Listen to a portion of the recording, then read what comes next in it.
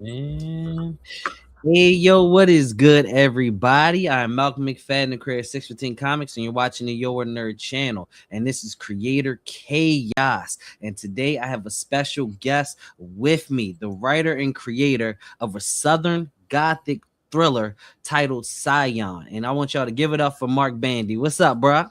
Hey, man, thank you so much for having me, Malcolm. I really appreciate you for having me on the show today. It means a lot, and I really thank you for the great introduction. That was really nice. Yeah, no problem, no problem. Trying to get better, introducing my special guest. But yeah, this is gonna be a real easy conversation between us. Another fellow creator here. So I wanted to first say congratulations before we really got this conversation started. I want to say congratulations on your Kickstarter. I Thank want you. Yes. How's that going right now, bro? It's been going well. Honestly, I'm very pleased with like everything that's been going on. I'm really shocked, honestly, by the turnout.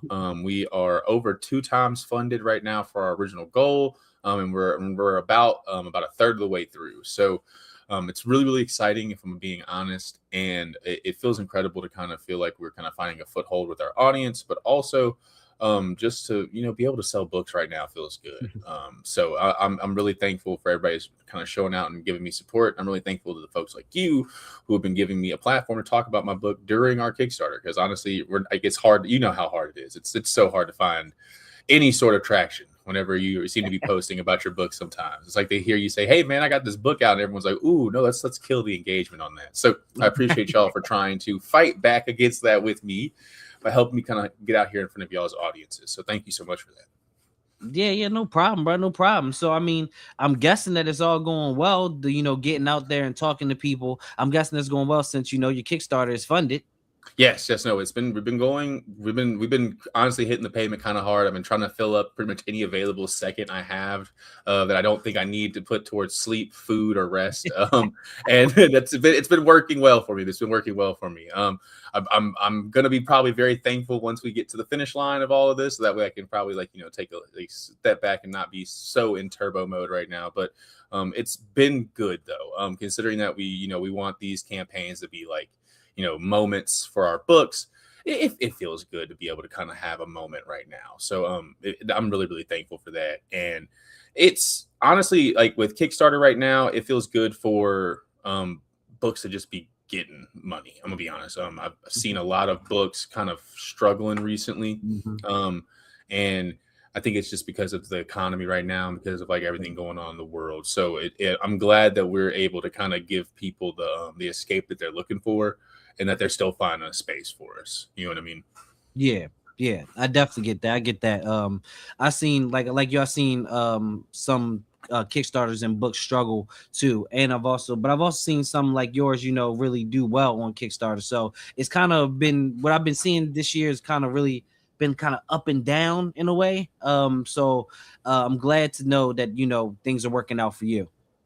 Thank you. No, it means a lot. And I've seen things have been working well for you as well, because I definitely saw. I was definitely back in Thema whenever it was up. I was excited for that book. I'll be honest, excited for it to get to me in the mail. So, I'm glad to see that we're kind of we're eating right now, and it feels good. Yeah, it does feel good. It does. I think a lot of my a lot of peers that I have within the comic book scene are actually doing really well with their books and Kickstarters and getting out there with cons and even like off doing Kickstarters and with their showing up at events and stuff. So I see a lot of people doing well. So I love that the community is kind of booming a little bit. So Yeah, that it's actually dope to see. I agree. We're having a renaissance right now. It feels good, and it seems like we're kind of getting the right type of traction behind like the books that we're kind of all kind of seeing. So I'm glad that we're all seeing the right books, if that makes sense. Because sometimes the algorithm and everything, we it feels though like we're not able to really get in front of everyone. But then every now and then, one of us kind of slips in and is able to say like, "Hey, yo, this is what I got going on. If you're interested, come through." And when that happens, oh, it's so big. Plus, also, it's so fun to meet other creators. Like, it's so cool Yes. whenever you see someone else out here and you're like, oh, okay. It's like you just respect their game. It's like whenever someone you didn't know pulls up for like, basketball that day for pickup. And it's like, I didn't know you. Okay, I need you on my team because you might be a Right. problem. Like, you know what I mean? Like Yeah. you might give me some work right now. We need to be prepared. And no, it's really cool in that regard. Whenever we're able to kind of just like be in awe of someone's jumper again. You know what I Right. mean? Like that's fun to me. And I get to read so many books, like so many good books because of it. And um I think that's like my favorite part about what's kind of going on right now. Is just that like we're Mhm. getting to network in a way that feels meaningful and like not in a like how they teach you in college and everything. It feels like you have to kind of twist people's arms and like Right. everything's for show. You know what I mean? You got to put your money where your mouth is, and like all those things are true still, but it feels like we're building community. It actually does feel like if we Mhm. were to get something going and like it was to be like a fun moment, like we're probably going to call each other up and be like, hey, do you want to come by? You know what I mean? It's that type of, it feels like that type of affair at this point. And not that it's an obligation or anything like that, but more so just like it feels fun. It feels fun to be around other people doing what we're doing right now. And I wonder if this is what the Image Boys felt. Like, if this is a similar wind on their back. I'm not trying to say that we're out here hooping as hard as Image, but I do think that like I feel like their spirit of independence definitely is what inspired a bunch of us to kind of do what we're doing. And I wonder if this is kind of what it felt like, or like what it felt like to be like early Milestone, like if like Mhm. what it felt like to kind of pioneer these characters and like get to push them off to the world and let the world have them. So it feels cool to not be alone in the process. You know what I mean? Right. Like it feels cool to kind of like, because I know at least for me, when I wanted to make Scion, I hadn't seen a comic book on an HBCU before. Now I'm sure there's one out there. I'm sure there's one out Mhm. there because there's a lot of comic books, but I personally hadn't seen it, and because of that, I wanted to make sure that like my past and my experience at Jackson State kind of got put into a book, because like I was a two-time dropout before I finished, and it wasn't because of my grades. It's because life was expensive and then I got sick. So it was kind of like a quality assurance assessment, if you will, where it's like, okay, so I can finish this degree out here, but I might not have enough quality points to actually graduate with Mm. enough like student loan debt like I have left. Right? I only have a certain number left I can pay out before Right. they're gonna cap me off, right? And it was me kind of being like, okay, I'm gonna just take a break. You already were sick once. You don't want to deal with them saying you can't have your degree just by doing all the work. Just go someplace else and get it finished. And like that's what I did. I went to Jackson State. I got to refine myself. I had to get that confidence back, and I wanted to put that in a book. And that felt good to do. But what felt better was to see so many other people doing similar things to me that were not the same. Like to see other people feeling a similar type of pressure, or not really pressure, but I'll say like a interference, the same type Okay. of interference, right? We all kind of decided to do, we reacted in different ways and created in different ways, and now we all have like these characters and these stories to show for it. And I think that that's really really important, because I came in with just my little bitty piece of Scion, right? And I got to meet so many other people and share my piece with them, be inspired by them, get to share with them. You know what I mean? It feels like communion, and that's really big. I feel like Mhm. that's been really big for me. It fills my cup back up a lot whenever I don't know if I'm doing things correctly. Like sometimes I'll constantly question myself. I constantly question if I'm doing this right, and I constantly question if I'm presenting myself correctly as a writer, because I didn't go to school for this. I went to school for engineering, and I went to school to. My mom wanted me to be an engineer. You know what I mean? My mom was an English teacher, so I kind of naturally went back to where, like, to what was home, I guess, right? Mhm. And it's been very comforting for me in that regard, but it's also something I have to be very aware of, because I want to make sure that I'm being the best writer I can be, despite not having a strict education in it. So, um, it means a lot to me whenever people tell me that they like resonated with my work, or they like really saw something in it that made them think about themselves, or if they saw it in their own life. That means a lot. Like I definitely feel like that's why I do it. And to see the people around me, I see that spirit in them too, but they're doing a completely different thing, and like I love that. You know what I mean? Yeah, yeah, and I definitely get that. It's crazy that you said that, especially with like you putting yourself and your experiences in your book. Like sometimes it's great when people actually understand it and they resonate with it and they feel the same things you do. But as a creator, bro, before you even get to that point, it is scary as hell sometimes putting so much of yourself in a book and then putting that out to the world, for people to, critique or read or just think up their own feelings about it and stuff like that. That sometimes is hard to do. And then once you actually do get that feedback, it makes it so much better. I agree. I agree. It lets you know that like your experience was yours, it was unique, but other people felt a similar way. And that's the storytelling of it all. I think Mm-hmm. sometimes is whenever we can find like that through line that we all deal with, that we can all relate to, despite us being so different. It's like it kind of shakes you to your core, makes you stop for a second and be still and like Right. think about like, oh, okay, wait a minute.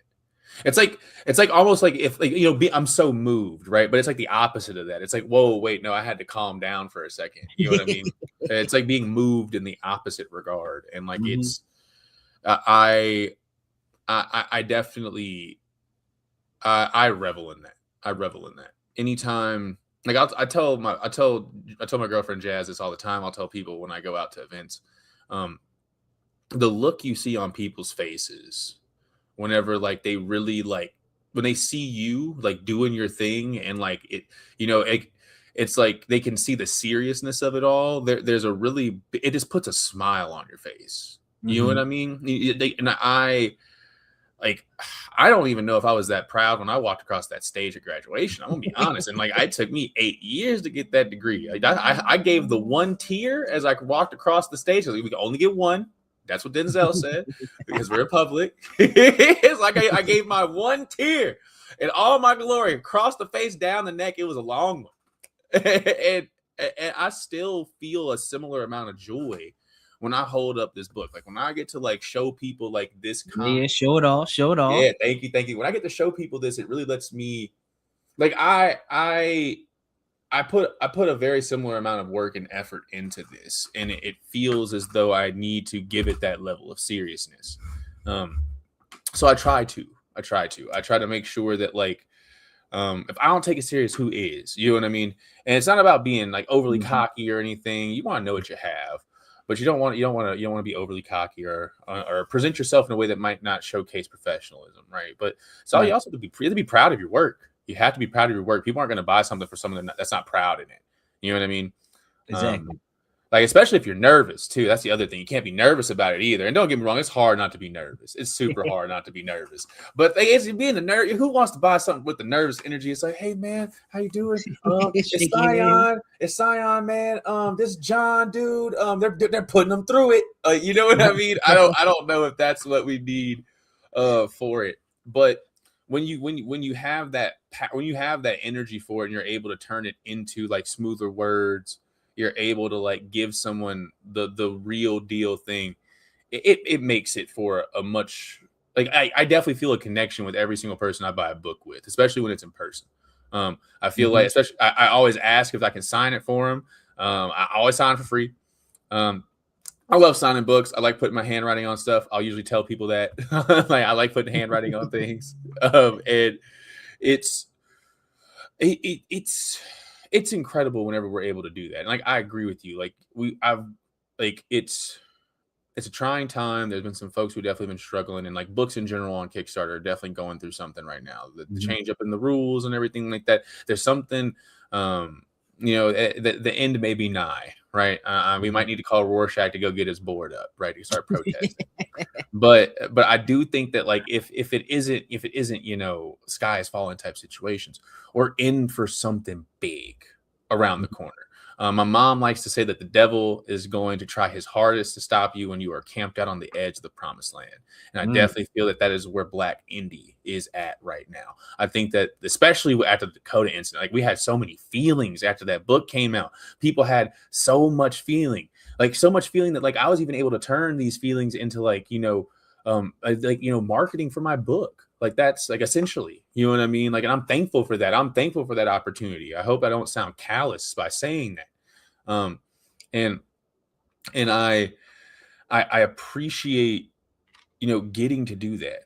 I just saw in the chat. Shouts out. Oh, what's good, BMD? I saw BMD Nerds in the chat. Shouts out to him, Mhm. bro.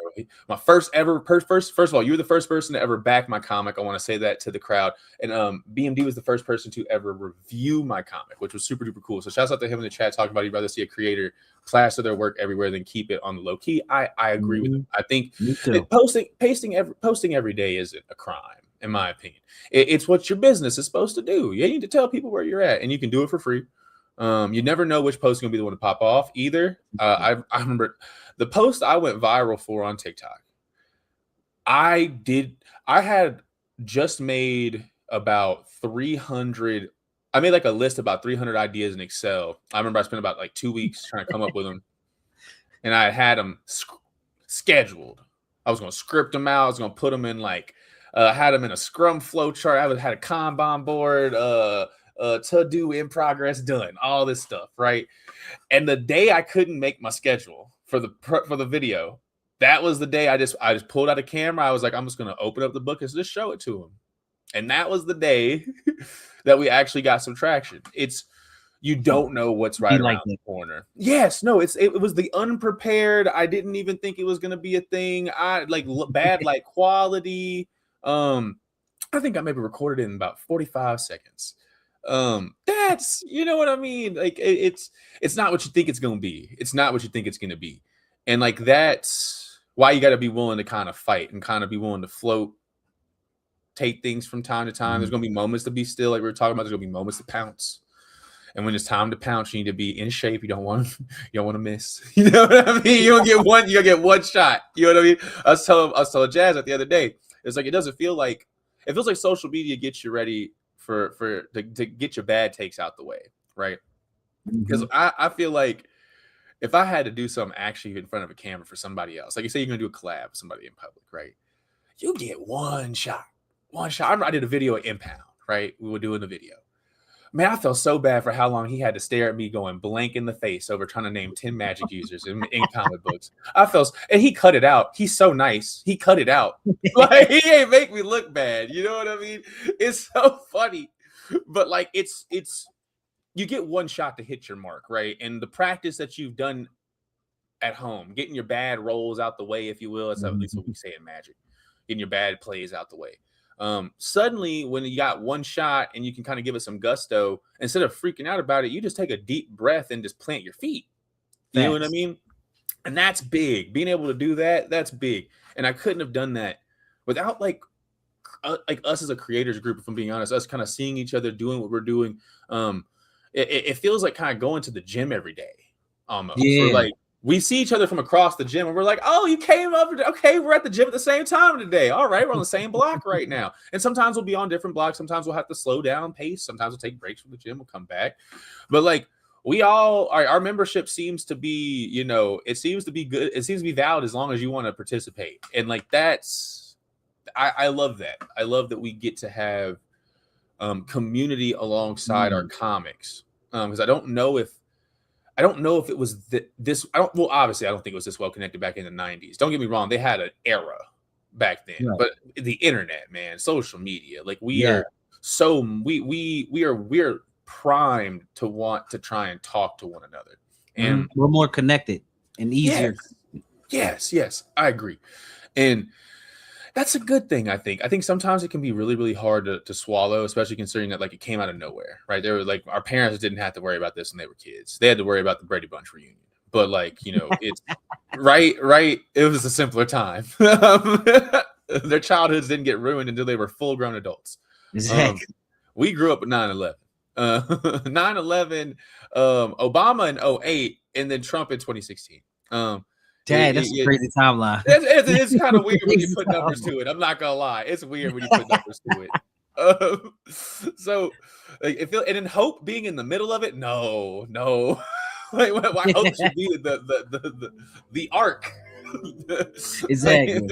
Exactly. But don't get hit with the Revenge of the Sith in the last act. Come on, man. But right. But I agree. I agree with the chat. Like they didn't have the telecoms that we have. Like, yeah, they were learning to master it and things were getting there. But like we had computer rooms growing up. Exactly. You know what I mean? It just wasn't. And now we got computers in our pockets. Yes, exactly, exactly. And with don't get me started with this AI mess, man. I was talking to we got AI, we got computers in our pockets, and Satan is uploaded as an app. No, I'm just kidding. No, AI is not Lucifer, but it is most certainly the adversary, and for that reason, it is Satan. Uh, that's Oh, I got a my little humble opinion. we got a comment. Okay. Issue I see in the indie space is lack of mergers, acquisitions, sponsorships, and partnerships. What do you think about this? So I could agree. I could agree. The thing that is I do think one thing that does come into play with when you start to talk about the business side of a lot of this, it comes to capacity. A lot of people you might only have the capacity to produce the product. Getting the book made and then marketing it on top of that. A lot of how a lot of indie creators are. They don't even know if they want to pay for a marketing budget. You know what I mean? And to be fair, not everybody needs to. It's based off what you can do. Right. But I do think that there are opportunities to go shake hands as an indie creator, and it's very important to go do that. Even if it's just go down to your local comic book shop, right? See if you can do an in-store day. Maybe they won't carry you because maybe indie creators, we sell books at a premium, but maybe they'll let you come in and sell books that day, right? They'll like market it for you on their social medias. You set up like a table, and like they'll kind of have people come into the store, and you just kind of like vet them, say hi, and do things. Now it's going to depend on your area if that's feasible, but here in Phoenix, it's definitely something that happens, and it's something that I've been able to kind of broker by just kind of being willing to kind of like put the business shirt on, go inside, take that deep breath, because it's kind of like, okay, what am I supposed to do again? Oh yeah, okay. Make this happen. I don't know what that means, but we're gonna try. You know what I mean? This isn't X plus Y. You know what I mean? This is not math. This is definitely something you need charm and like a firm handshake. You need to think about what saying hello and looking people in the eyes first. All of that helps. Well-worded emails also help. They do wonders. Oh, You'd be surprised what an hate email that. to the right person would do. You'd be very surprised. But I do agree that there are opportunities to do stuff, and I definitely look to do that with my local surroundings. The issue is that it's going to be based off how big you are. I would say if you have more than like 3,000 followers, probably you could do some stuff locally with the smaller businesses in your area.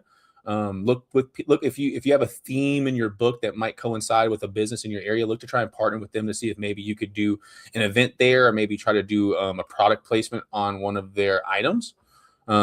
Things like that, like offer like a specialty menu item if it's like a restaurant or something like that. That's like the your comic book thing, right? I saw bars, they would do specialty version of cocktails. Maybe you have a cocktail named after your book, and like things like that, right?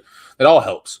It's about doing a lot to get your book out wide, so that way people see you in a lot of places. And I definitely think that like having like like I guess like two-factor authentication, kind of like you saw me in two places, so now I'm more of a real idea in your head. I'm not just the dude pecking at you from one side of the tree. And I do think that it could be really good. Yeah, food products. That's one thing I was going to mention. So one thing we're doing for Scion, right? I think it's fair enough to announce this because we just hit a stretch goal today. Okay. If we're able to hit our next stretch goal and get above 5K, we are going to be sending, because in issue 1 we had the scene in Coffee Co, right, where like John and Danita kind of are having to deal with everybody's public opinions whenever they hear the kind of the announcement about the trial for Jeffrey, right? You end up having Coffee Co kind of be like this stale version of like a local coffee shop, a step up from Starbucks, right? Well, that was inspired by Cups in Jackson. Whenever I would go and be in the middle of class, I would ask Jazz, very much so because she would be in the middle of like law school class, hey, do you want to go grab some Cups, right? And Cups had great coffee. You would not think Jackson, Mississippi would have like best in class coffee. It does. It does. It's quite good. Like really, really good if you like to do the artisanal coffee thing, right? They'll even deliver it to your house. So what we did was we got some coffee for our PR boxes, right? Because we wanted to showcase and we wanted to get people into the world of Scion. Now, we're not going to sell their coffee as our own, right? But having it facsimilized Coffee Co, putting a little sticker that says Coffee Co Coffee, And then on the back, putting Coffee Co. was inspired by Cups Coffee in Jackson, putting what roast it is, and then like giving a QR to their business. So that way, if people do like the coffee, they can buy it for themselves, because I pretty much gave them about enough for about like 2 K-Cups.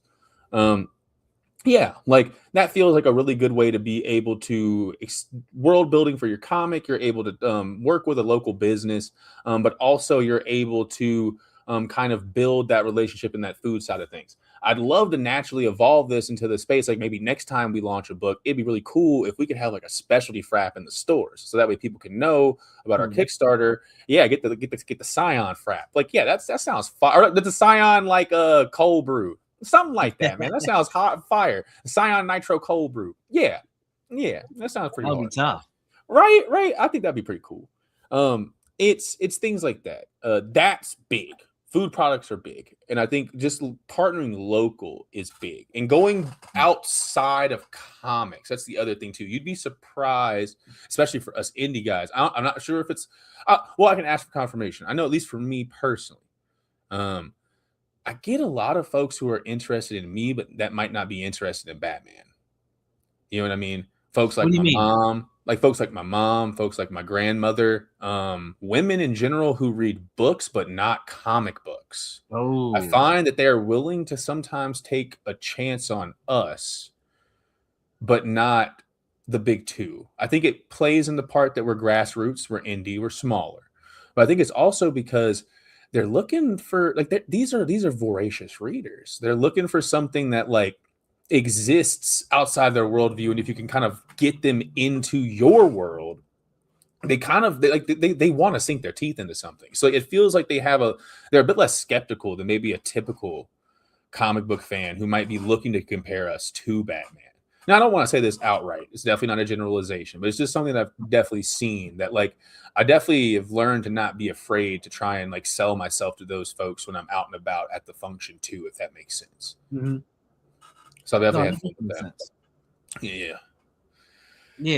Just to give a little bit of what he said about his question, he said, I think from a lot of this is depending on, visibility and being able to be seen and be able to, like you said, build that fan base to sometimes be able to do these partnerships and sponsorships and stuff like that. So I think once, like you all said, a lot of us indies don't want to spend a budget on marketing, or not really good at marketing, or don't like marketing at all. Like, I think just this kind of speaks just to being visible in the indie space, and just putting yourself out there, and building that audience and following.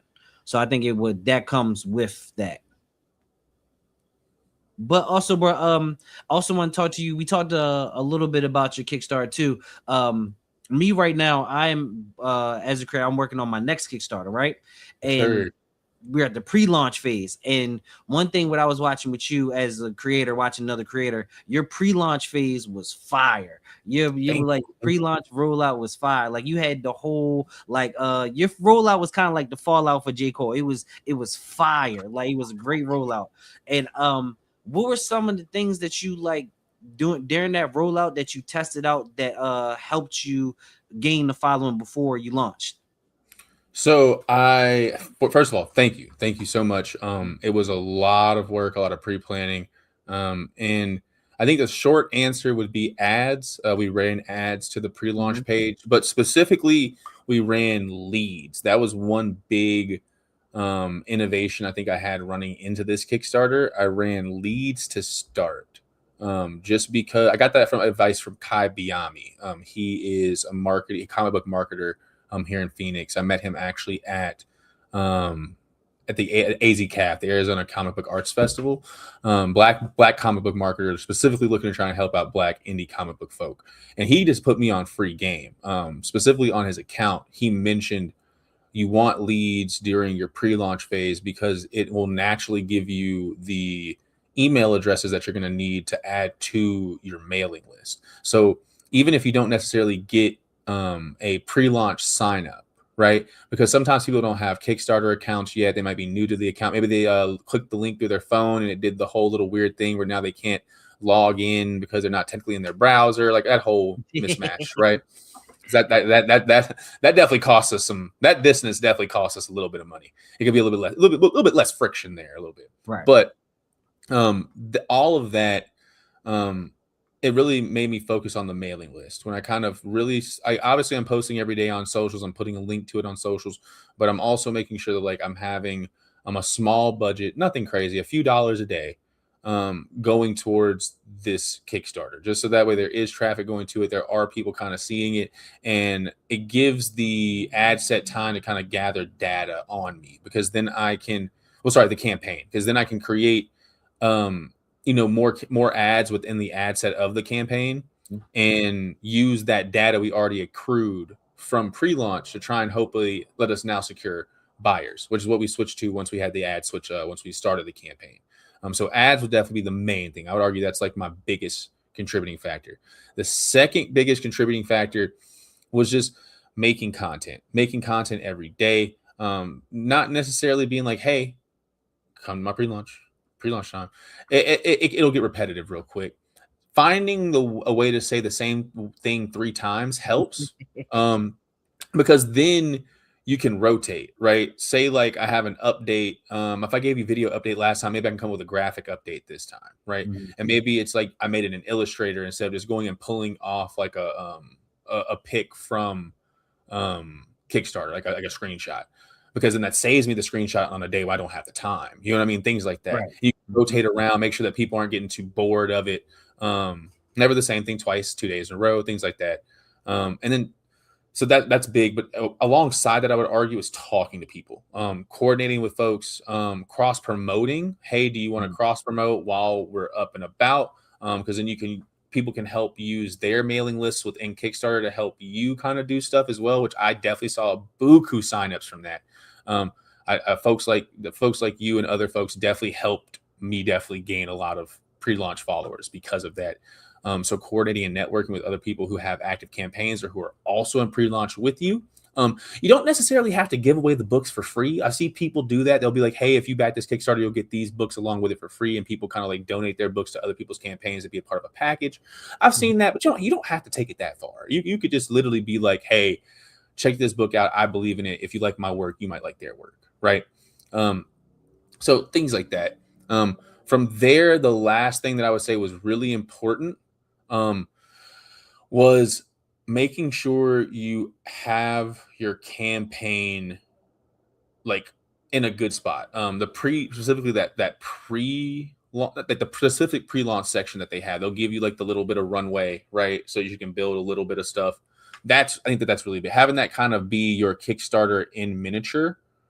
Like if you had to take just the first bullet, like the topic sentence of each paragraph, that type of deal, like have that be representative there, and like showing pages. Showing pages is big. If you can show the cover, show the pages, that's big. Show the team. Show the team who's going to be on it. Us having Nicholas Draper Ivy a part of this book for the variant cover definitely helped. I think statistically, the funding total of the book alone was funded off of just people buying his book, like. So like, yeah, it's insane. I was really nervous that maybe it would not be that type of situation when we made the investment. That like, at the end of the day, if it doesn't sell that well, we got a dope cover, bro. Like that's how I kind of justified it to me. It was my birthday present to myself, right? I was like, birthday, Christmas, because I'm a December child. It's this cover. So that was what I did. I was like, all right, so this year is dedicated to the business. And I think doing something like that, partnering with people that can, like we were talking about networking people, but also partnering within your book itself. If you have a person who is on variant covers, on co-writing, on editing that is of a larger name, or someone who does have bigger connections, and you can definitely use that to kind of leverage yourself within a place, and also just get people to kind of take you seriously. And you want to tell people about that. One thing I do think that I could have done better during pre-launch was I think I didn't put that Nicholas was a part of the book on the banner. I didn't think about that until launch day. And I think that could have definitely helped me a little bit, because like you have to read the Kickstarter to know he's a part of it, and it's like a secret mouse tool. I shouldn't have done that. I should have done a primary mouse tool. You know what I mean? Like you shouldn't have been like, oh, Nicholas Draper Ivy. That should have been like that. It's like when Invincible found Battle Beast in the first season. It's like, what are you doing here? You know what I mean? That happened. We should have announced him a little bit more ceremoniously. So I'm glad we were able to do that with the launch. So. But oh wait, looking over to the I saw we had some questions. I don't want to talk over people's comments Oh, like these this. are kind of statements. We got one statement says alternative funding is available for creatives too. And he also said there's so much heat in the indies. He hasn't checked y'all characters out, but he will add them to his list. Oh, thank you so much for thank you so much for considering us. I really appreciate that, and I definitely Yeah. agree. There is some really great indie books. I was actually talking to one of my buddies. I got to be on his pod a couple of days ago. I actually went to LSU with him for a little bit, which was super cool. He actually knows the John that is based off of the John in our book. We actually and Willie. They know John and Willie because they're both real people. Oh man, Willie Willie being a real person is extra funny. I'm gonna be honest because he's just like that in real life. I'm gonna be very honest. But I got to talk to them about the book, and it was really cool to kind of just like discuss some of the amazing books within Black indie right now. I just kind of listed books. I named at least 20 or 30 books with no gap. It was pretty easy. You just think of a creator name like their most fire books and just keep rolling. Like Exactly. you know what I mean? It wasn't hard at all. And I think that's when we can think about how many great Black indie books there are, and then I guess juxtapose. I'll say that. We'll juxtapose that to DC So White, right? Mhm. Um, we got it out here. We it's just that you're not getting it from the big two. Right. You're getting it from the underground. You're getting it from the indie folk, and you'd be surprised how much polish you would find at the underground nowadays, at the swap meet nowadays. You'd be surprised. Exactly. Be surprised. We've been tending to our craft. We've been tweaking, making adjustments, min-maxing things when best. And we got some talented creators out here. We got some very talented creators out here. 100%. I think, like you said, with with like DC and Marvel, the big two, not really with representation. I think a lot of creators started creating for representation, and then a lot of creators started, sharpening their swords, sharpening their pens to stand up next to the big two. If you go, and plus, there's always that saying with us: we gotta work twice as hard to get half of what they got. And I feel like that has kind of helped us with indie. Like what you saying, there's so many indies out there. I agree, and I think that, and you said they're being polished. I think that the indies are trying to show that we are just as good, if not better, than the big two, or we're just here. You're making these stories that people want. So I think that is what speaks to the big renaissance that we have right now. And it's love, bro. It's love, because as a fan myself, I love reading comic books. And of course, I love reading comic books with characters that look like me. So when you go to a comic store and you don't see that on the shelves or nothing like that, but it's so refreshing when I can just go to a Kickstarter. I can back something like your book or Midnight Comics, Wise Air Comics, Concrete Comics. There's so many I can just name off. That is so refreshing to actually, and then like you said, it's good stories. Like it's not just backing these people because they're black, it's because they're black and they're dope. So I love that too, Brad. It also lights a fire. It lights a fire for you as a creator to want to create better books and more books. You feel me? I agree. It really helps me. It does. It really inspires us to want to be more. In that, I don't know if we would have this sharpening ironing, lol, iron sharpening iron effect.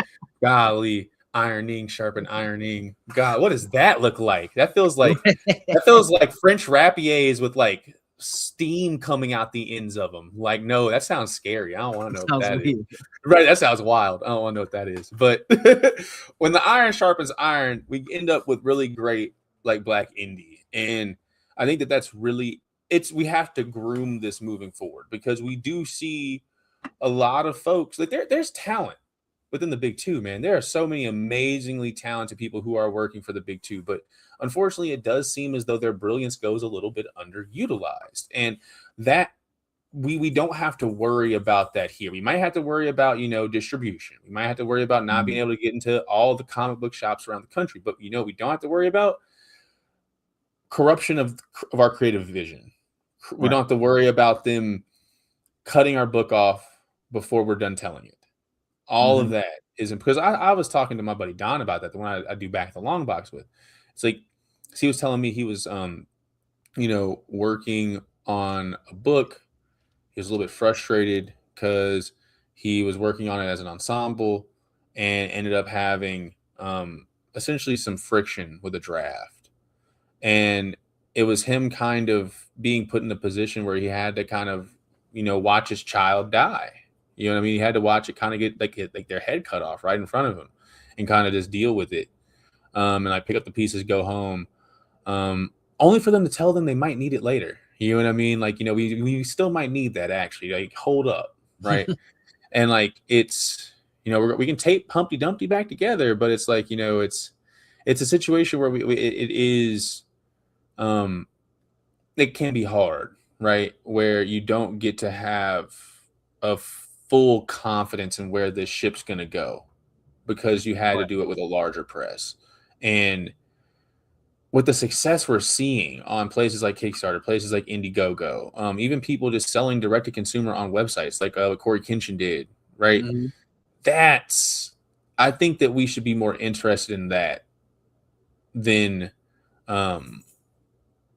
particularly waiting for things to happen. Now, I do like demanding change for things to happen. That's why I think DC So White's pretty cool for that, for not just sitting around and letting it happen to them.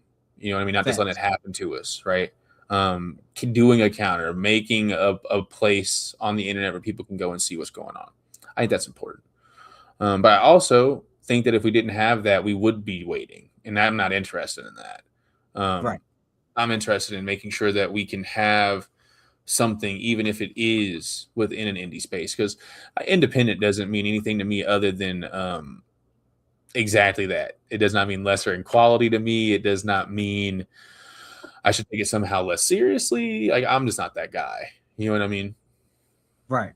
I feel you. We actually got a good question. Have you guys studied major publishers, back of house, pre-production, corporate structures, and processes? No matter the genre, from Harper Collins, Scholastics, and Kensington. Yeah, Kensington. So yeah, would you like to start? For me personally, I haven't studied too much of like I guess he's talking about the major, like the big two. I haven't really studied their back of house pre-production structure at all. Kind of, just worried about what I'm doing over here, so I haven't really studied too much. But it sounds interesting. Do you got any insight on it?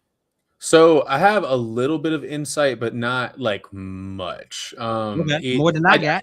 So I used to work corporate I used to work for Wells Fargo back in the day. I used to work for the bank. So I have a bit of knowledge whenever it comes to just general product management, because that's what I was. I was a product manager back in the day. So like I know how to take something from like ideation to release and things like that. I know how to work with like technology, or like with like I know how to coordinate specifically technology with business and things like that. But as far as like knowing what like the actual ideation to release process looks like for a large press publisher, I don't think I know I could probably tell you the major steps in between big production moments, but I do not know if I could tell you minor moments that are like, it's like the inside baseball moments. I'm not sure if I know that. And I think it's just because you're going to have to kind of be a little bit in the know to know these things, or you would have to specifically do research of like the agent type variety, like doing that type of like research on your own time to kind of like get the right info, because that's the big thing, right?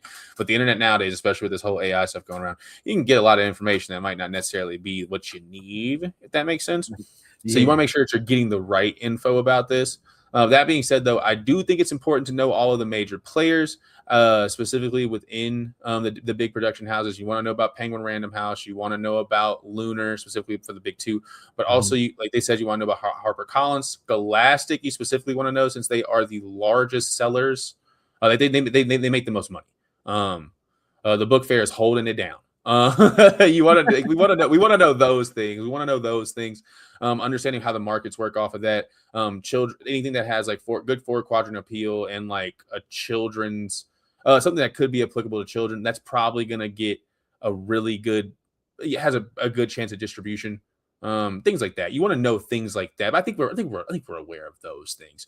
They don't want us to know what meat packing machine they're using, though. They want us to know how the sausage is being made, but do they want to give us the proprietary secrets? I don't know if they've given us all of that yet. So, and I think that once it's important to know what's ahead, like I said earlier. But I do think that it's a you don't know what you don't know thing until you do have those moments of revelation where it will be made apparent. And like when it's made known, that's when you can go and do your research. You see the comment? Yeah. So that's maybe what we need at this current state in time. For sure, though, this needs like a milestone initiative situation to understand the competition and where they're lacking to steal market share. Yeah. So like having dedicated moments for business class, knowing like where the money's going for the market, understanding like what big distributors are looking for as far as books are concerned, those book trends, things like that. Like knowing that like in novel space right now, I think romantasy has been kind of killing it recently. Now it's starting to wane. I think I've heard it started to wane recently, but like that's definitely been where the like similar to how Harry Potter was where it was when we were kids. That's kind of where the genre's at now, right? Because we have to see a bunch of different similar like we had to see so much cool YA when we were kids because of Harry Potter. So I think things like that, and I definitely agree. The milestone initiative, just to bring that up, that's a little bit sad to hear with Jim Lee talking about the funding. Yeah, and much like this outside the outside Great Expectations type benefactor came through and paid the way of all of these young Black folks to be able to make comic books. It all feels a little bit I don't know, it feels a little bit Obama era to me. You know what I mean? We should be able to have money for that. We shouldn't need people to drop donations for it. I don't know. It sucks that DC was like, yeah, since there's nobody putting up the money for it, we're just not going to do it. You feel me? Yeah, legit. They were down to do it if someone else is going to pay for it. Exactly. That's it's like, hey, bro, we'll teach y'all how to do business, but pay for it? I don't know about all that. Like, y'all asking for a lot, bro. Pay for it? Don't you know there's the internet? We're about to roll out some AI in a couple years. Y'all could probably right, bro. No, they they said we'd rather spend money on a data center. Exactly. And the foolish idea to put them in space. Oh goodness, like that was definitely very disheartening. I just one little science tangent. We can't put data centers in space. There's no atmosphere. Silicon is a very high thermal conductor, and if there's no atmosphere for it to dissipate heat, it will just internally conserve it, which means it will blow up even in space. It's just gonna fry, which is insane. It's like you took it and just told it couldn't be anything but hot. It's like it tried to get cold, and you were like, "Nuh-uh, you can't." Specialty of space. Like, what? What do you mean there's no air around it to cool it down? No heat sinks because it's just itself isolated by the great vacuum of space. No, bro, Elon out here tripping, and he's willing to take y'all's money and waste it doing that too. That's the crazy part. That's the crazy part. That you went on a whole scientific tangent for real. I had to. I'm sorry, man. They were trying to tell me silicon could somehow stay cold in space. I'm sorry, man. I'm sorry. It's really cold up there, man. Don't you know? It's the cold, deep space. It's not Antarctica. Like, it's the void. Like, that is wild, bro. I was not expecting the whole science rant real quick. I'm sorry about that. I had to get it off my chest. I had it on my chest for a few days now. No, I like that. I like that. You got another comment though. We got a comment here. I personally love it when Black indie creators start off with some comics and turn it into a whole company. I mean, man, look at you right here. We're killing it, bro. We got Thema just finished it up. We got can we say who's up next? Can we, because we're in pre-launch, right? Yeah, Subject Zero. Subject Zero, yeah, bro, for issue 3. Yeah. Yes, sir. I'm ready for that. Yeah, thank you, bro. Thank you. I love Subject Zero, honestly. Not to take another tangent, but he's a good juxtaposition to Avora Lee. Like really good. Like she's looking to find her parents, and he's looking for revenge. It's a really fun. Like they're two ships in the night that should not know anything about one another. You know what I mean? And I think it's fun to have them in a shared universe. Like I love that. Just wanted to give you your flowers for that. Which thank you, bro. And I'm planning them crossing over at some point in time. Like they'll cross over and go up against each other. So yeah, this year's been a good year, just on Kickstarter and stuff for me. So I'm hoping, to continue that good luck on. I think you will. I think you're building up a really good mailing list of folks who want quality books, and you're here to give them to them. So I think you're doing the right thing, man. Which building up the mailing list, bro. I don't know about you, but that joint is tough. I think that and like, you know, trying to market every day and just building up an email list, because you know people, especially people from our era in emails, and we have such a bad view of emails, especially getting spam emails, a bunch of just your data getting out through emails and stuff like that. It's hard trying to build up the email list sometimes, bro. It's like pulling teeth sometimes. Yeah, it really does. It feels like you get to either run ads, offer up a freebie, Mm-hmm. and even still, people forget. You know what I mean? It's very much that. And when you can get people to kind of be a part of the email process and like it be, you know, like something that they actually read, like you said, doesn't go to the spam folder, doesn't go to promotion folder. It actually is something that they read. That's a little bit hard. I think that we're Exactly. better now. We're in the Substack world now, with people are sharing their opinions and blogging to people on like an individual type level, obviously Mm-hmm. broadcasting it out. But it's kind of cool to see that we if we just keep putting out books, keep getting new backers whenever we do, and then slowly kind of create this audience we can give these offerings to, suddenly it's just us kind of peeking our head in and being like, hey, I got that new thing, by the way. You might not know this. We got new stuff. And like I think like having good flavors when you come back out is going to be great. And I think that it's fun when we're able to do it too. Like you know, the big two has the capacity for all of that. It might seem hard for someone who is in a position like one of us to be able to create a universe, but like it didn't stop you.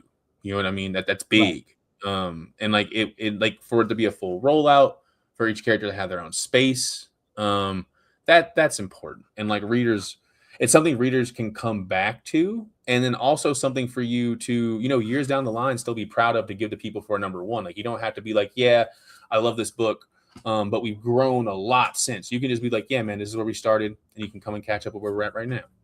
And like that's a good place to be, I think.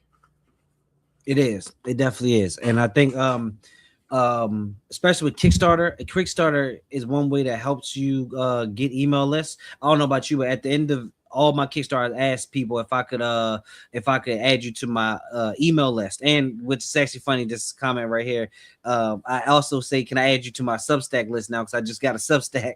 But that on Kickstarter makes it help, because at the end of the campaign, people just say yes, they can say no, but I can easily add that to my. I think out of one Kickstarter, I got at least like 100 emails out of it that to add to Nice. the email list, which goes on to next Kickstarter, helps you promote easily, and those go straight direct to people, which is you don't gotta fight the algorithm, you don't gotta fight social media or any of that or what's popular at the time. You can just go straight to your readers, and I think that definitely helps. I agree. I agree. Like it's the biggest way to over time have like I feel like you're pushing the needle forward with this, because Mhm. it can be really hard sometimes. I feel like you're really doing much more than just kind of keeping the lights on. But Mhm. when you can get that mailing list up, that's a really big sign that you are kind of getting some traction. So no, I definitely agree. It's big. But I did see another comment talking about wanting to see like indie creators possibly get a distribution deal like Yes, Miles did back in the right here. 90s. Yes, yeah, that comment is cool. Do you know about Massive Indies? Massive Indies, yes. I Yes, actually sir. am trying to once Subject Zero, I have the first 3 issues of his full arc. I'm trying to submit that to Massive Indies to be distributed once I Nice. have the full arc done. So yeah, No, that'd that, be a great book for him too, dude. I think yeah. that'd be. I think that they should definitely pick y'all up. That'd be like, especially if you have three issues for it. That'd be so dope. That'd be Hold so on, dope. what'd you say? What's the name of it? For Massive Indies. Oh no, I thought you said another name Oh after no that. no no no no! Oh no! I was just saying. I think that's really cool. Like I think Subject Zero would be really good for them. Because we need that book in more stores. And I was just gonna say out to like the audience, if you don't know about Massive Indies, Mhm. they essentially, I believe they partnered with Lunar, right? It's Lunar's kind of like, Yes. yeah. Lunar decided, which like Lunar was, I believe, DC's brainchild after Diamond started acting up, right? They were the first people to kind of dip off, but they created a micro distribution network for indie books, so that way we can be like kind of like a batch selection Mhm. of books available for stores to be able to order through traditional direct market purposes, which like the direct market is where you go buy your books at your local comic book shop. Right. We typically sell to you guys direct to consumer, which is not to be confused with the direct market. That used to get me a little bit back in the day. But yeah, the direct market is a big jump for creators like us because we get to go from having like ISBNs on our books to having UPCs and being like the official comic book type thing. Because I think comics are technically periodicals, so like having it like the magazine type barcode on it is a little bit is a distinction, and it's very much you kind of being in that group of folk who are out here hooping at the big stores. So yeah, no, definitely best of luck to you on that. I hope that they definitely scoop you up for that because I would love to see that. And I wanted to mention that as an option because, yeah, I think that might be something that could be a boon to indie creators as our series get longer, because we do have to have a little bit of book ready for them to start publishing. Right. But yeah, I think that we have options available. It's just that it's going to take those handshake deals, going and talking to people, having a big enough following so that way they want to include you, and also them seeing your work ethic, seeing your content. You know, they want to make sure that you are not somebody who's just going to look to them to kind of be their promotion, because we all know that's not how this works. We're the people that are promoting, even if we do get big. This is not how this works. If Stephanie Williams is out here promoting her books, then you will probably be out here promoting yours too. Like she didn't get that Eisner nomination by expecting people to just firmly work for her favorite word of mouth. She decided to come outside and tell you about herself and her work. And that's, I think, what it's going to take. But it's really cool that we have that option, because not even 3 years ago we didn't. Exactly. Like Diamond was looking at us from the ivory tower, being like, "You want distribution? How dare you!" Like they were looking at us like Oliver Twist, bro. It was crazy. Like it was nuts.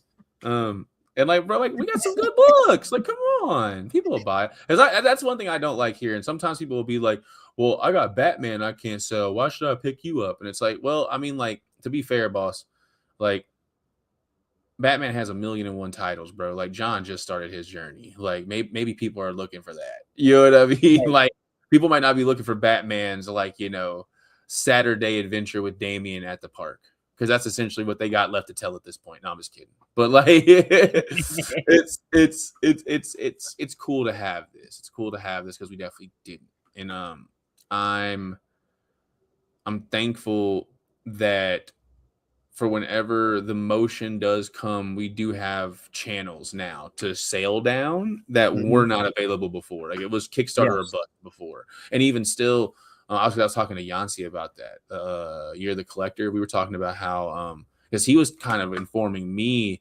about like the Kickstarter kind of Comicsgate era before they kind of kicked all of them off the platform, and like those dudes were making crazy amounts of numbers on the books. He was telling me some of the numbers, and I was like, that's absurd. Like, how is Stripe accepting that? You know what I mean? It's the market's changed a lot. The market's changed a lot.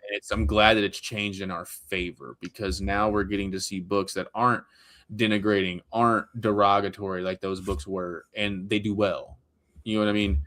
And that's not to say like those books were like outright like bigoted. You know what I mean? Like we're not talking about like, having hangups against spicy books like people have been talking about recently. We're talking about absolutely just terrible people deciding that they can use Kickstarter to still get out there in public after they've already been canceled by the big two and other large presses.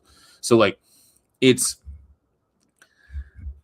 I'm glad that we get to do this, because essentially we're all our own distribution network at the end of the day. It's whoever we're able to call that was willing to hold us in their stores. We can get the books to them. You know what I mean? But like that's going to be very dependent on your area, man. Like from where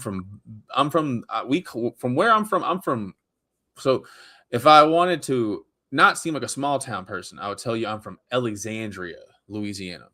But I grew up in Woodworth. Woodworth is right outside of Alexandria. It is a small town. And I'm going to be honest, man, Alexandria ain't no big town. Alexandria got 50,000 people in it. Woodworth they got about 2,000 now. But when I was a kid, it was about 1,200. It was the village of Woodworth. That's how small it was. It couldn't even incorporate as a town, right? Right. So the village of Woodworth. I'm technically a villager, bro. I'm technically a villager. Proud villager, right? And it's I'm from a really small place. There's no comic book shops there at all. The comic book shop has to be there. They might offer some of their personal collection, but they're like a card shop. Like LCS is card or comic, depending on what sells in your city. And those businesses, they're doing it as a public service. They are struggling to keep the lights on, and they love their community, so they keep doing it, and they fight to make sure that they can keep their businesses open. I got to have a really rude awakening of delight once, because I call it rude just because it was a slap in the face to younger Mark who did not have this type of access. Once I moved to Phoenix, the amount of comic book shops, card shops, like I was in heaven when I first got here, man. It's like there was one card shop per town where I'm from, and like you're lucky if they got enough people to do. Like you would call up and be like, "Hey man, are we gonna fire F&M this week?" Oh no, man, there's only 3 people here. We're not gonna get enough for a day. We're not gonna get 8 people. Dang. All right. Well, I'll save the gas. Like that was a thing people did, especially because some folks would drive up from Fort Polk. I think it's Fort Johnson now, but I think they actually renamed it back. Trump and his racism.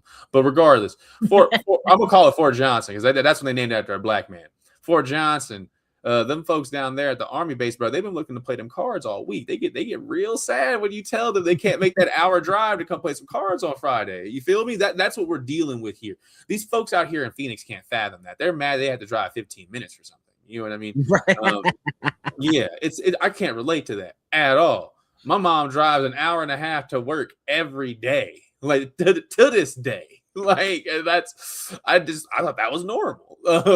And to have to be blessed enough to be able to have 7 stores in this area want to carry me in their stores. And for that to be a small number, I didn't, suddenly hit it big with every single store here in the area. That means a lot. And I wouldn't have had that type of access if I wasn't in a city like this. So, being able to make your own distribution before you are at that size where you're able to kind of, get the contracts involved and kind of, negotiate terms. It's cool that even if you aren't able to do something at the size of Massive Indie, you can do something at the size of what your town is. And maybe you're in a situation where I was when I was younger, right? Don't think that I don't know what that looks like. If you are in that position, you see me talk about go network out. Why?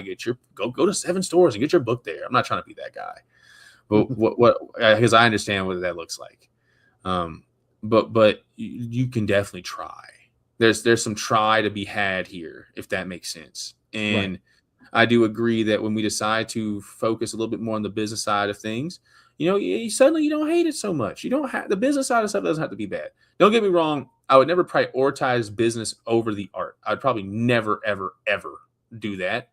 But I know when to take my artist hat off and put on my business hat, if that makes sense. I know when to wear the right hat. And it takes a lot of effort to take one hat off and put the other one on too. Like once you put a hat on, you kind of want to get all the work done that hat requires before you switch back to the other one. You know what I mean? You don't want to just be switching hats all day. That's not the vibe. So I when it's time to be busy, sometimes I'll spend the day. Today's business day. I don't have to be art Mark today. I don't have to worry about being creative, drinking a whole bunch of caffeine and having junk food right beside me so I can have an idea pop up, or so I can keep going when the idea comes up. I don't lose it. Because I agree with Stephanie Phillips. Calories don't count when you have a deadline. I agree. You're too stressed. The calories don't exist. You're too stressed. Just admit that you're going to gain a pound so you can get your job done. It's okay. It's okay. Your body gonna love you. You're gonna release that pound probably 2-3 days after that. But I don't want to have to. I don't want to have the Cheetos next to the contracts. I don't want to do all that. Different sentence. Yes. And it's cool when I can go put the business shirt on. That's why I call putting my business hat on. I'll put my business shirt on. I'll go out representing the business because I have this logo on, and it kind of makes me feel a little bit more okay, so chin up, chest out, and look people straight in the face. You know what I mean? And try to get it done. My pawpaw definitely pops into my head sometimes whenever it's boy, this is your business. You better represent it right. And it's back of my head. Leave me alone. My mom's too with anytime I say the wrong sentence, the English teacher coming in to correct yourself. Boy, that is a pen, not a pen. Not now. Let me have some nuance. Let me have an accent. Stop trying to beat the accent out of me. My mom used to say, My mom used to say it's your thick tongue that you can't say words right, and I was like, Mom, I don't feel like that's real, but whatever.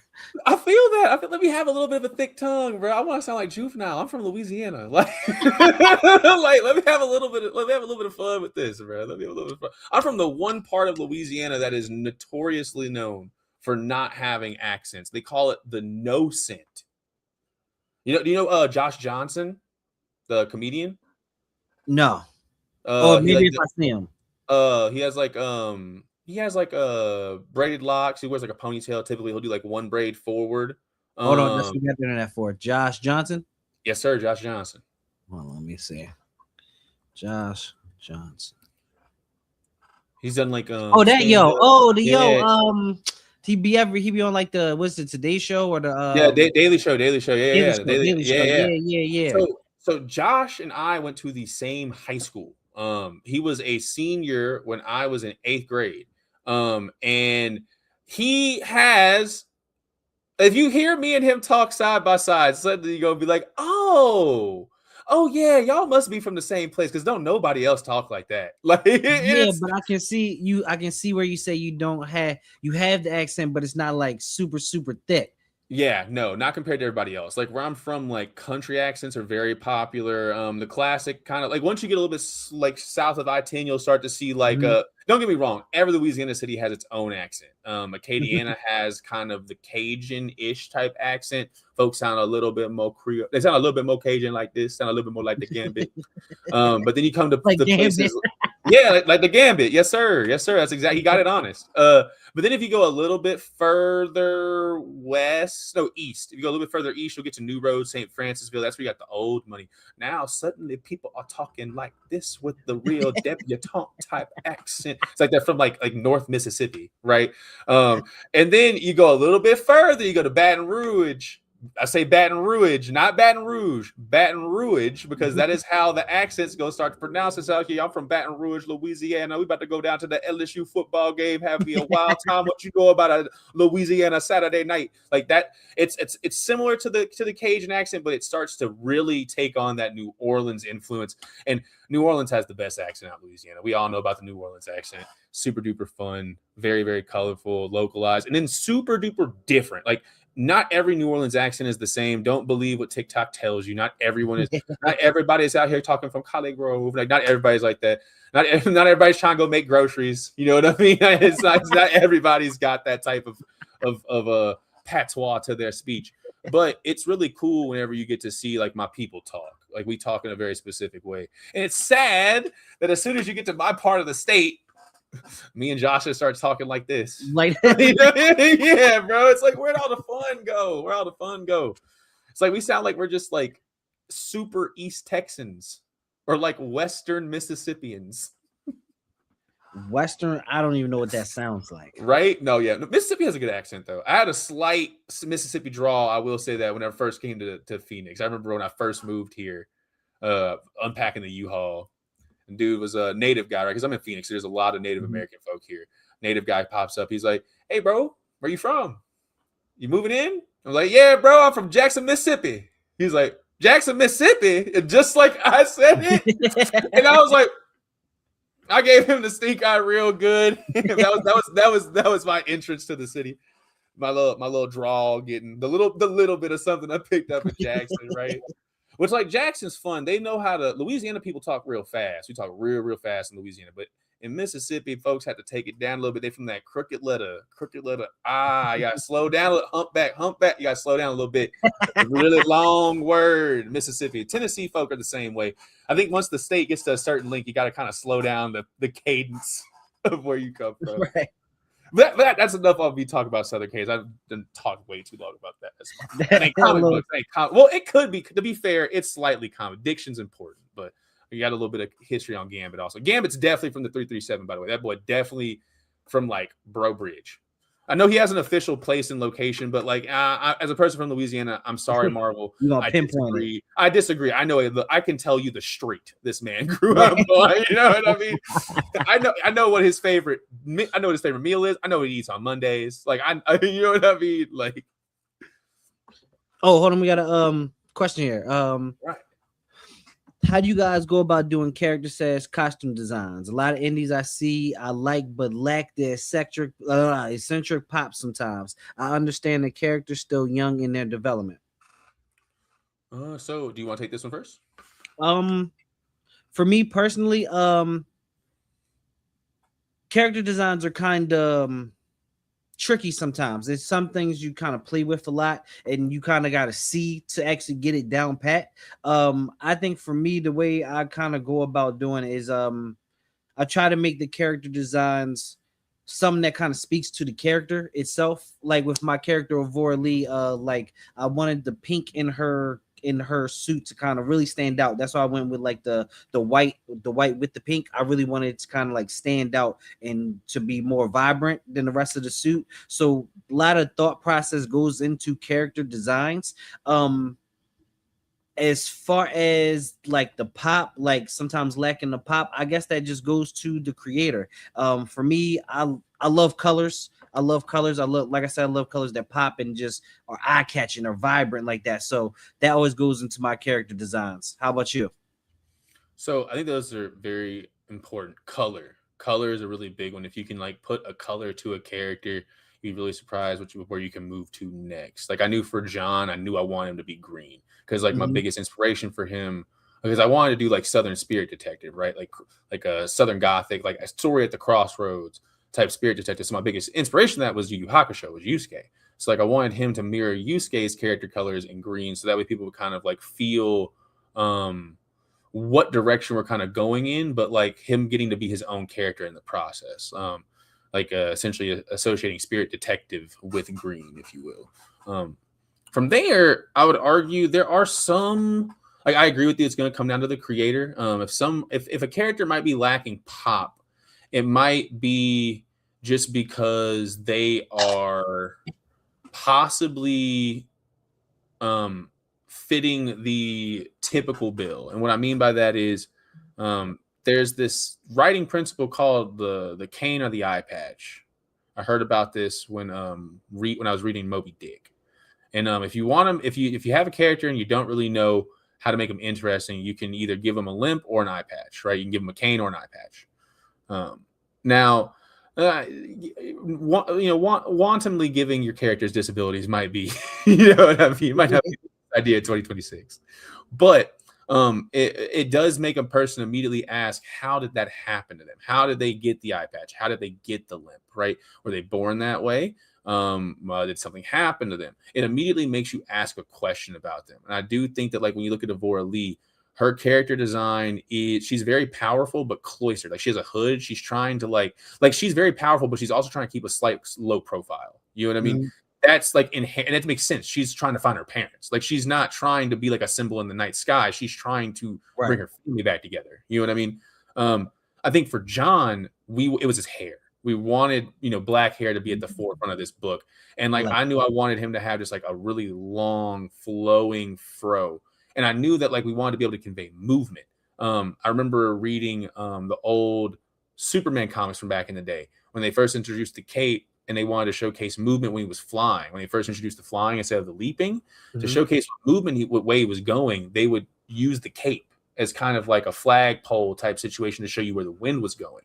So I figured, what if we could do that with his hair? Like, what if like John's movement in the scene was like his hair moving, like through the wind? Yeah, like he's like running real fast and like it takes different shapes because the wind's moving it. I wanted our hair to be our cape, if you will. So I think having, I think it would have, um, if you can find that about if a character's interesting without you knowing anything about them, without you knowing their name or anything like that, you're probably off to a good start. If you find them more interesting once you know about their name, you're probably in a better place. Mhm. And then once you start to learn about who they are and you start to see how who they are differs from your expectations, I think that's whenever you actually have locked in on them as a character. I think. That's dope. I like that answer. I like the how the movement of the hair as Superman's cape. That's fire. Thank you.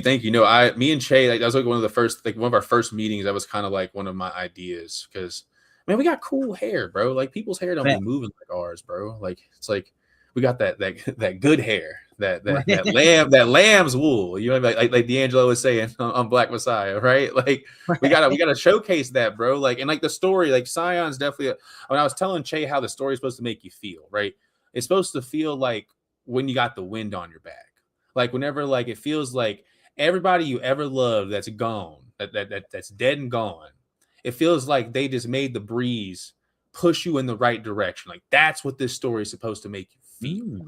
And like if your hair would be the thing, I think, responding to that, like inherently or like physically, if you will, right? Like I don't need a cape floating in the wind if I can just show my hair pointing me in the right direction.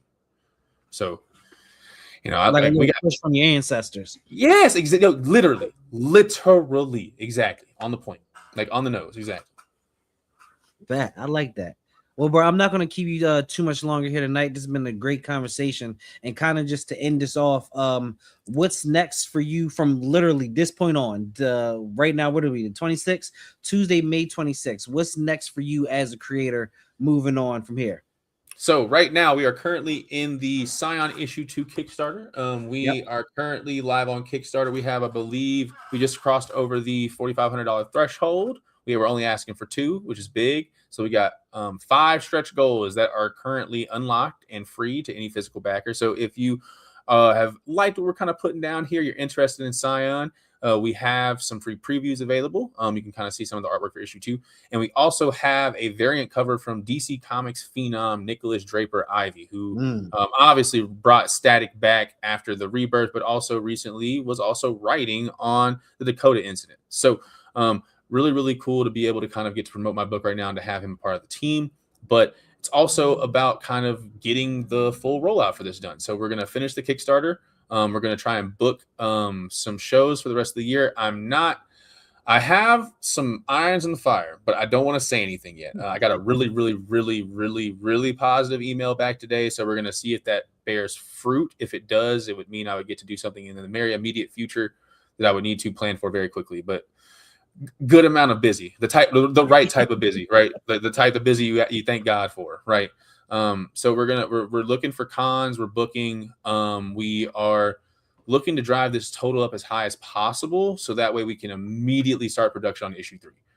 We've got multiple issues written. I've written up to the finale. I haven't written the finale yet, just because I wanted to give myself the opportunity to go back and like put the finishing adornments, like, oh, I wrote this later, so I'll put this little like clue here later for foreshadowing, things like that. But also just so that way I can have the liberty to change things. If I want to change the ending, I can. But I have those first 8 issues written.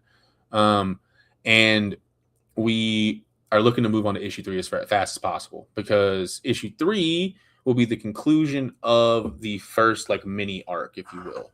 Like our first act of it will be essentially concluded. So we're trying to introduce some characters to you too.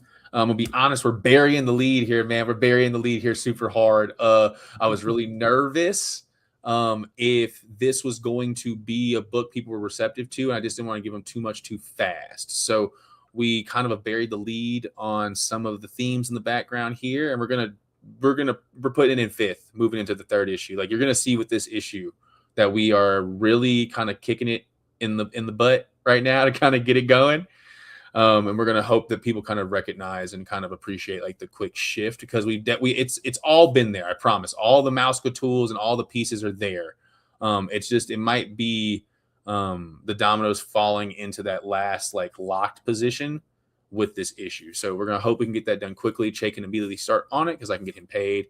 And yeah, that's the big thing here. Getting your artists paid so that way you can keep making more books. Right?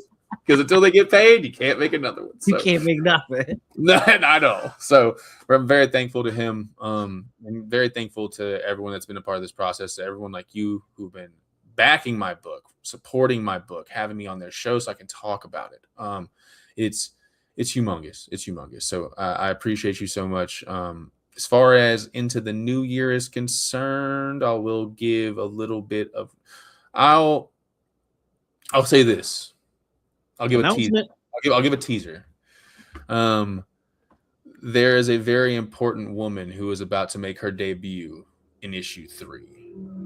I'll put it like that. There's a very important woman who is very important to this series getting to really kind of, she's already here. She's already here, but she's getting to make the story about her instead of kind of being in the background. So I'm really excited about that. Like, I've been waiting a really long time for this one. And it's going to be really cool to kind of just nudge us closer. So it's all I'll give right now. All I'll give right now. We got to really, John's going to beat his match. Okay. Okay. I like it. I like it a lot. But once again, I want to thank you, Mark, for coming on the show and giving some insight to what's going on with you right now as a creator. It's been a really dope conversation. This is actually the first time that me and you've got to have like a actually extensive conversation outside of social media. So yeah, no, it's good. Feels good, man. Thank you for having me, man. I don't know if I think I mentioned it earlier, but like, I just want to say again, you were my very first Kickstarter backer. Like first, like number one. Number one on the list. If you go to Scion on Scion number one or two? Number one. You were number one. The very first person ever to believe in this book was you. So thank you for that. That's what's up. Hey, I did not know that. That's dope. So I appreciate you. It's kind of came full circle. That's what's up. I like that. Hey, that's fire. And to have you on the show, that's dope. Thank you, man. I appreciate it. Yeah, but once again, thank you for coming on the show. Thank you for everybody who participated and had comments. I put the link to his Kickstarter in the comments, but I'll also put it on the description on YouTube for people that are watching later, so you can go and back his Kickstarter today. It has 20 days to go. 20 days to go. He's double his goal, but let's get double that. You feel me? I'm down. Hey, man, we got Scion issue 55. Let's go. Let's do it. Let's get it. But thank you, bro, for coming on the show. And thank you, everybody who watched today. Thank you. Peace, y'all.